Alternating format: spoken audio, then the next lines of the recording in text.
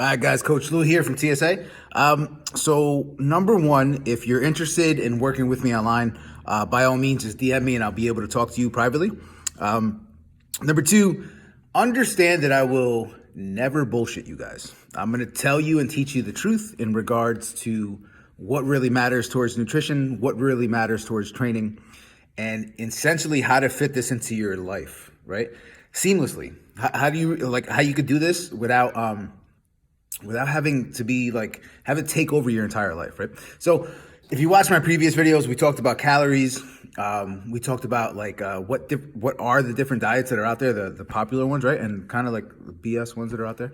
One method that I say gets my 2 thumbs up,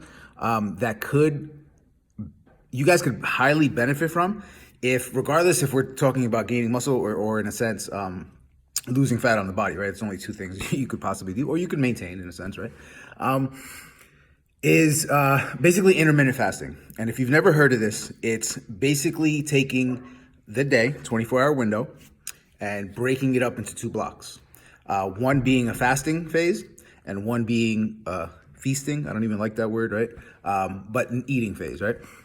This is something I've applied in my own life. Because I'm not a big breakfast person, so I don't really force it. And when I see and feel that some people I work with are not eating in the morning anyway, might as well have at it, right? Might as well have a way for them to manage what they want to do, right? So, in an example, let's just say your actual feasting or your actual eating block would be 12 to 7 p.m., right? And you would still have to manage calories, meaning that doesn't mean that you could have a 5,000 calorie diet and expect to lose weight for the average person. But what that means is from 7 through that till 12, from 7 at night past, you're basically not having any calories. And you could drink water, decaf coffee. I don't recommend you ingesting caffeine at that time, or tea, but that would be your fasting phase. And the beauty of it is you're sleeping anyway, right? Whatever time you go to bed. So that would be transferred to your fasting block. Now, one way to look at it is just like this, right? So if you notice, this is 6 a.m. to 12. It will be water, coffee, blah, blah, blah. In this window, 12 to 8. I know I said 12 to 7, but it's fine. It would mix, right, with actual wholesome foods. And then after 8 p.m., you would have just water, tea, blah, blah, blah, and same thing later on. More than likely, it is really, really difficult to throw in all your calories here and kind of still overeat. It'd be almost impossible. Now, what I recommend is get in the habit of, that doesn't mean that you fill that in with junk, right?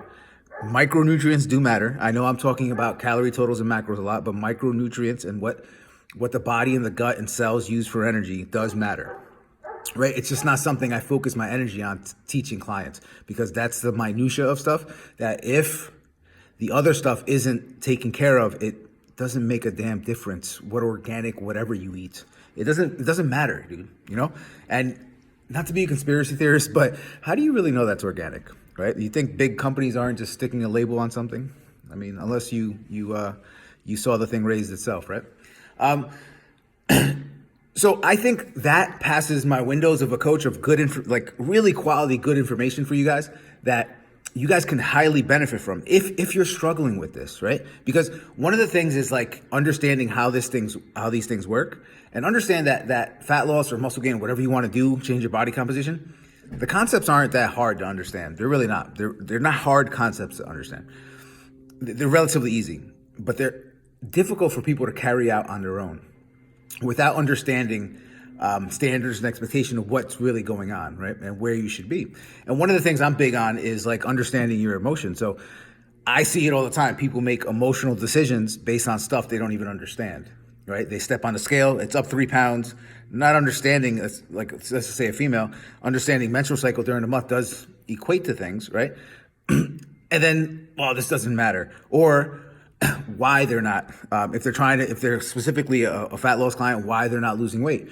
I'm hitting my 1,500 or 1,800 calorie diet. that's spoken by somebody who's not hitting an 1,800 calorie diet. I'm telling you, if you work the math and numbers and figure out how to figure this stuff out. But if you guys have any questions, let me know. By all means, you guys want to work with me, hit me up. Let me know. We'll talk. And Coach Lou, till later.